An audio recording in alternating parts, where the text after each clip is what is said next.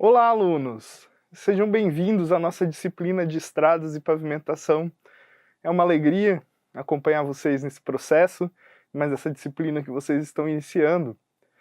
Meu nome é Alan, eu sou professor de engenharia civil, sou engenheiro civil de formação, né? Me formei na Universidade Estadual de Maringá, tenho pós-graduação na área de infraestrutura rodoviária e também sou mestre em engenharia urbana. Minha experiência profissional passa pela execução de infraestrutura rodoviária e também infraestrutura urbana. E durante toda essa série de aulas, essas nossas 16 aulas, estarei aí, acompanhando cada um de vocês nessa jornada, né? Essa jornada que se inicia com essa aula.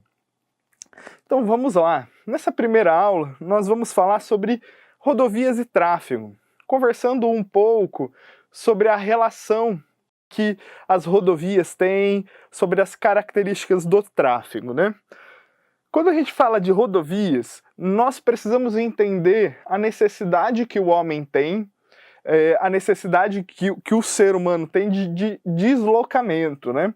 Nós não somos seres estáticos no nosso lugar. Isso iniciou lá, se a gente for pegar, né, na parte histórica, inicia com o processo nômade dos povos.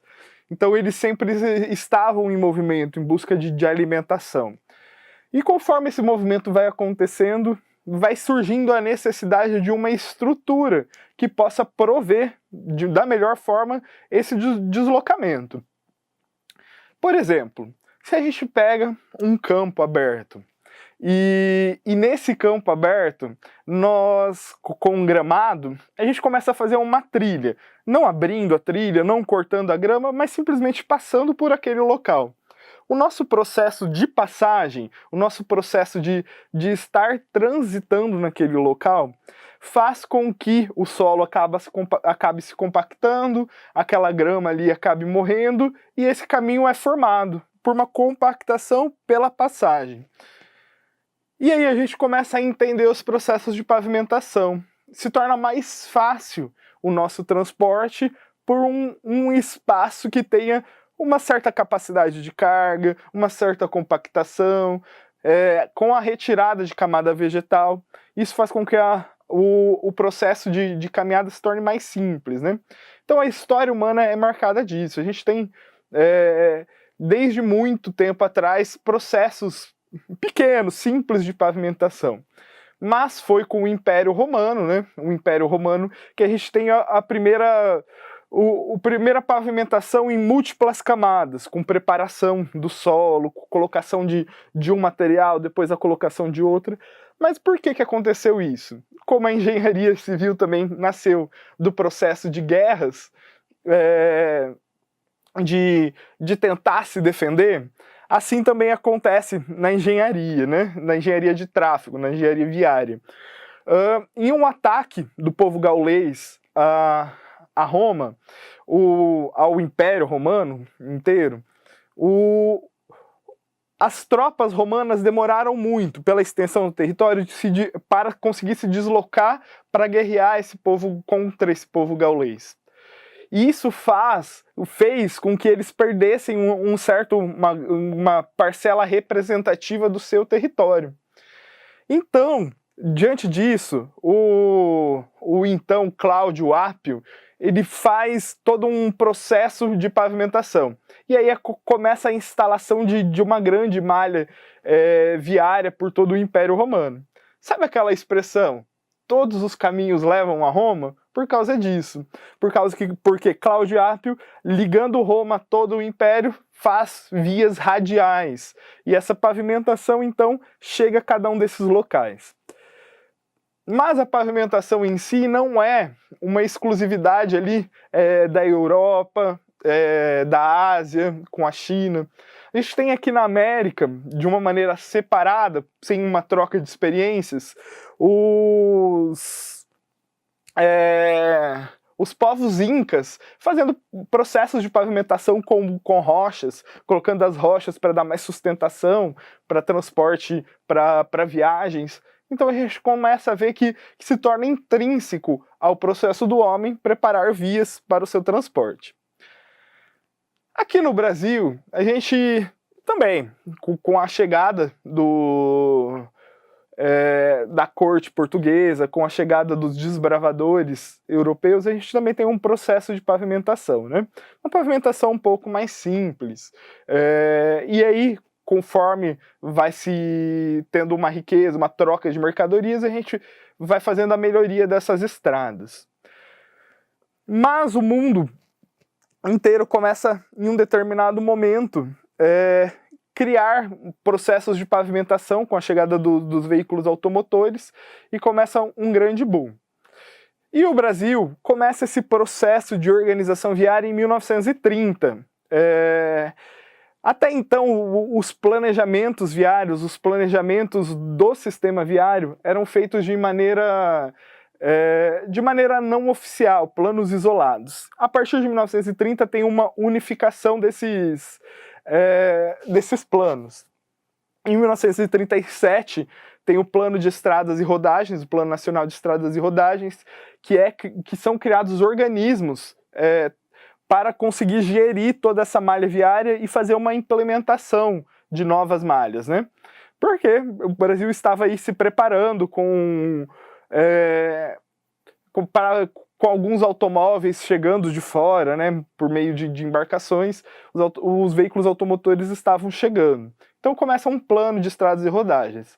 É criado, então, o DNR, o Departamento Nacional de Estrada e Rodagem, e os DERs, que são Departamentos Estaduais de Estrada e Rodagem, cada estado tendo o seu. Em 1945, existe um marco que se chama Lei Joper. O que estava acontecendo? A Segunda Guerra Mundial acabou, a gente não estava com recursos indo para fora, nesse sentido, para a guerra. Uma indústria automotiva se instala no Brasil, então é instituído pelo engenheiro Joper, que era ministro de transportes na época, uma lei que hoje a gente se refere a ela como Lei Joper.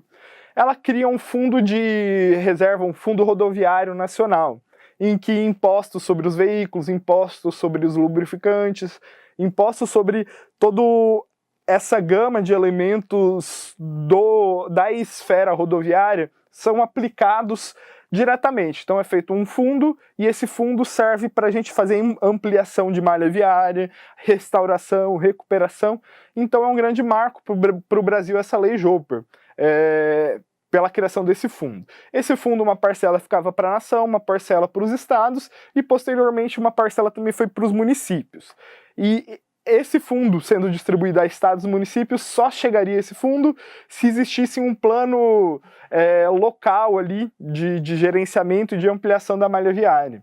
Então, se os municípios eles foram impelidos a criar os seus próprios planejamentos para conseguir receber esse fundo, para conseguir receber essa verba para aplicação. Então, isso faz com que o Brasil tenha um grande crescimento, um crescimento constante. E a gente chega até 1970, que existe um ápice de qualidade, um ápice técnico na parte rodoviária brasileira. 1970, então, a gente tá num ponto forte. Só que a partir desse ponto a gente começa um decrescimento, né? A gente começa a ter os quadros de funcionários envelhecendo. O Brasil, em 1980 até 1990, começa a entrar em crise. Antes disso, né, a gente tem o terceiro Plano Nacional Viário, que já acontecem algumas mudanças, né? Em 1988, devido à crise, existe essa mudança de cenário. Nesse processo foi feito o desmonte desse fundo rodoviário, a verba dos impostos de lubrificantes, a verba dos impostos de outras áreas foi direcionada para outros elementos, para conter a inflação, para conter a crise. E aí entra nesse processo a terceirização do sistema rodoviário brasileiro. Então existe uma grande mudança de perspectiva. Os departamentos nacionais, eles acabam, como eu disse, envelhecendo, o quadro técnico vai diminuindo, o pessoal vai se aposentando e não há recontratação de novas pessoas. Então, a parte infraestrutura rodoviária acaba sendo deixada um pouco de lado. Em 2001, acontece uma reorganização de tudo isso, né? Extinto o DNR, Departamento Nacional de Estrada e Rodagem, é criado o DENIT, Departamento Nacional de Infraestrutura Terrestre, e então começa um processo de reorganização, um processo de reestruturação. Em 2011 é criado, então, aqui no Brasil, o SNV, né, um Sistema Nacional de Viação, que acaba englobando todos os outros modais também, além inclusive as rodovias. É criado o RINTER, que é uma ligação das principais rodovias que devem ser preservadas, mantidas características boas para em um momento de calamidade, um momento de guerra, essas rodovias consigam servir como escoamento. Então é ligado entre as capitais, é ligado com rodovias de outros países. Essas rodovias então fazem parte do RINTER. Mais ou menos esse é o processo, né, que a gente verifica aqui no Brasil. Para que a gente possa compreender um pouco mais, é necessário a gente entender que só a infraestrutura rodoviária, que é o que nós vamos trabalhar na segunda parte dessa disciplina, com a disciplina de pavimentação, ela precisa suprir a demanda do tráfego. Quando nós falamos de tráfego, nós estamos falando de veículos, de tráfego de veículos. Existem 3 principais características no tráfego, que são volume, velocidade e densidade.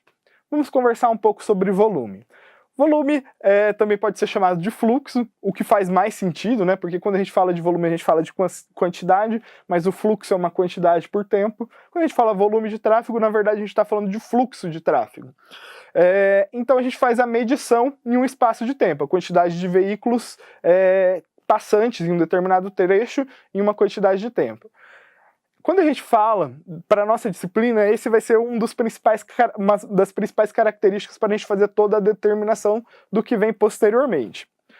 O volume de tráfego, o fluxo de tráfego, ele pode ser medido por dia ou por hora.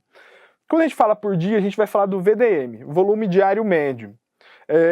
Então é o volume de tráfego, um volume de veículos que acabam trafegando, que acabam passando por uma rodovia em uma determinada unidade de tempo, que no nosso caso é o dia. O nosso VDM, ele pode ser um VDM-A, que significa o volume diário médio anual, que é a média do volume diário de todos os dias de um ano. Então a gente faz o somatório do volume de todos os dias e divide pela quantidade de dias do ano, 365 ou 366, dependendo do ano. O VDM-M, que é o volume diário médio mensal, que é a média do volume de tráfego de todos os dias daquele mês.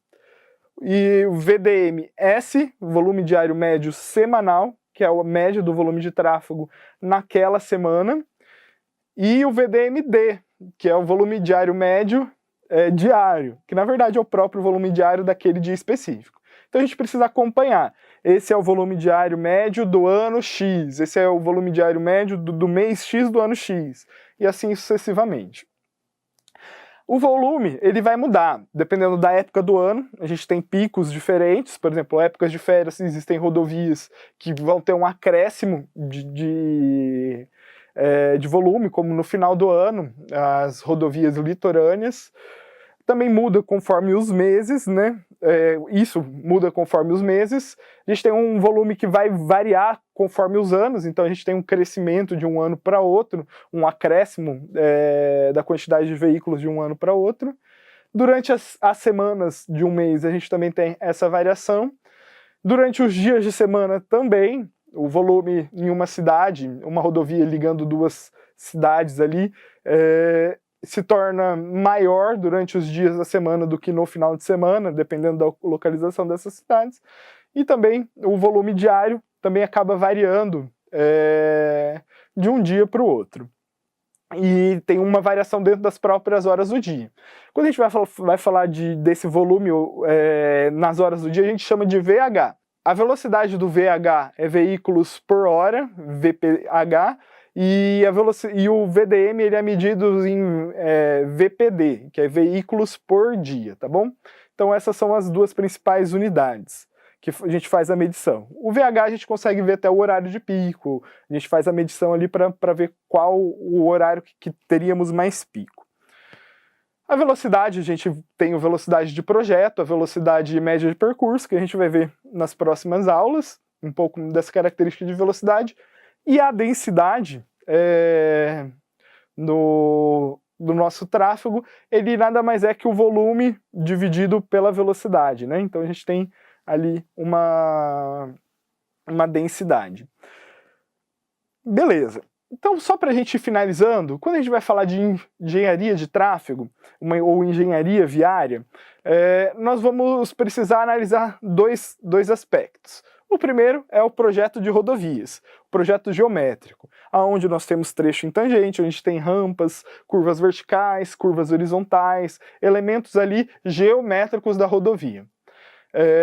E outra parte projetual seria a composição dos pavimentos, que seria a própria pavimentação.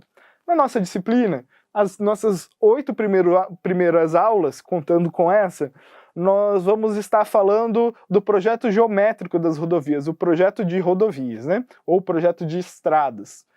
E nas últimas 8 aulas, nós iremos trabalhar os conceitos de pavimentação, quais materiais a gente utiliza para a execução do pavimento, como é a sucessão dessas camadas, até a gente chegar ali à superfície em um material betuminoso, material asfáltico, ou se for um pavimento de concreto, a gente vai trabalhar com um revestimento de concreto de cimento Portland. Mas isso a gente conversa nas nossas próximas aulas. Espero acompanhar vocês até o final dessa disciplina. Mais uma vez, é uma honra acompanhá-los e até a nossa próxima aula. Um abraço!